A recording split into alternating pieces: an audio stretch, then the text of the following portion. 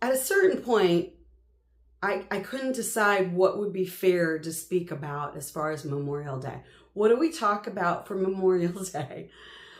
And I was like, I don't know what to talk about for Memorial Day with democracy in crisis. Democracy is in crisis right now. The United States of America has been the beacon of democracy. We self-anointed ourselves during World War I.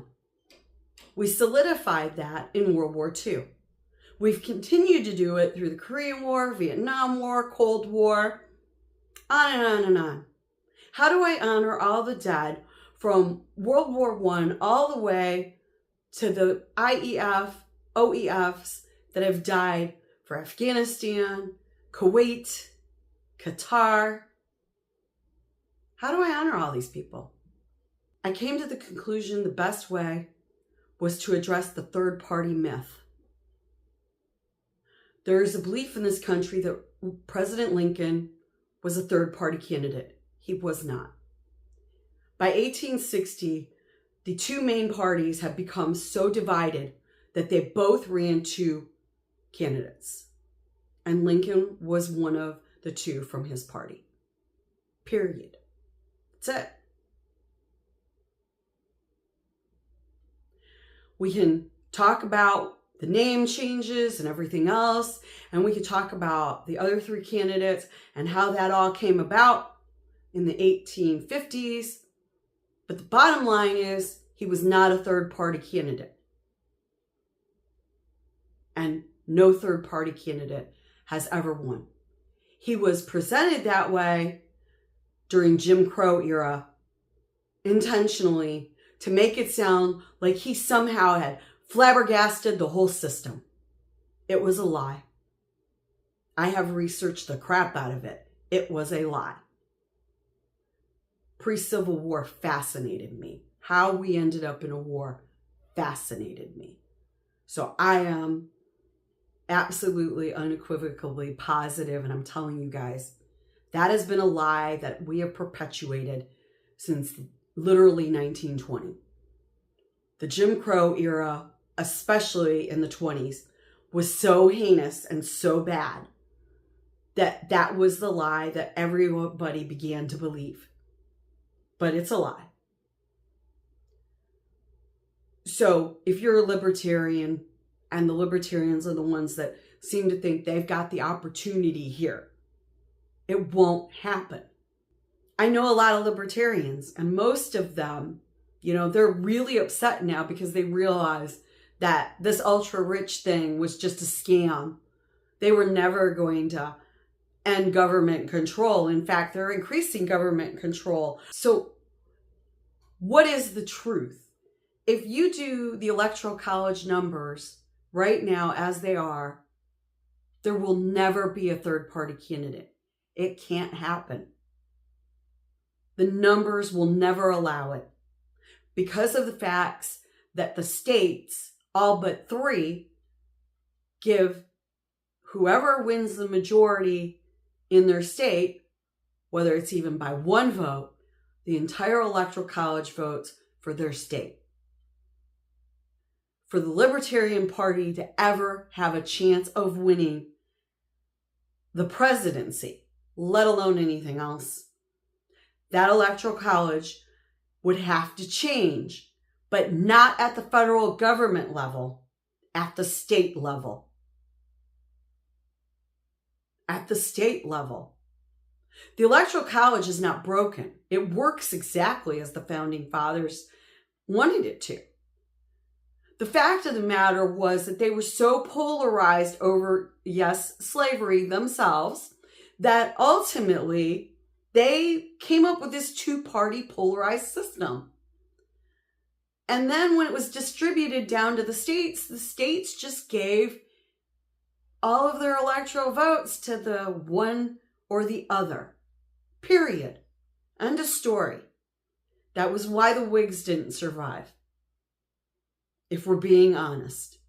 And we don't really want, unless we can actually shift that whole system in all 50 states, we don't actually want anything more than a 2-party system. The reason being that if the two-party system and the two senior parties are still in charge of everything, your candidate's not getting any of those cushy or desirable committee slots. And your independent or your libertarian or your Green Party, they are only getting access if they kiss the asses of the party in power of that particular House or that particular Senate. Just facts. So third party is useless until we have all 50 states dividing those electoral college votes up amongst all of their candidates. You see that happening anytime soon? Of course not. Why? Well, we could argue that, yeah, both parties want to keep it that way. Certainly, that's an argument. But here's the thing. Democracy is now in crisis. It's not an argument that we want to have as fascists are taking over. It's an argument that needs to be saved for later. I know a lot of libertarians, and because I voted for Governor Johnson and Weld in 2016. I felt like I was making a statement. I saw no way the Bozo the Clown was going to win. And I wanted to make a statement that I wasn't happy with the two choices. And it was so close that the 9% of us that did that, we let this happen. Now, back then, a good portion of the 9% probably thought they would have voted either way, right? But I'm pretty sure the 4.1% this time that voted third party, they weren't thinking either way. They were just thinking, I'm still going to make a statement. We can't make a statement anymore because obviously it has come to the point where half the country wants to be fascist, wants authoritarianism. I don't know if they realize that, but when you start telling people that you are willing to fight an entire group of other Americans and call them names and degrade them to the point that they have to literally fight back. And I have tried 9 years of it. And then I experimented for 2 years, knocked down, drag out arguments with some of them. And you know what? That was the only way to shut them up and make them respect your opinion. That should not be the way it is. And we all know it. 171.5 million voters in this country did not vote for this shit. So you can tell me all you want that you got 78 million. 171.5 million of us did not vote for this. We did not vote to put our democracy in crisis. In fact, 88 million of us were so disenfranchised we didn't vote at all. That alone should tell you you're not the majority. This clown town, ridiculous bullshit with the ultra rich, this is not what the majority of us want. We do not want 0.5% telling us exactly what to do, when to do it, and not paying their fair share in taxes. And yet that's where we're at right now.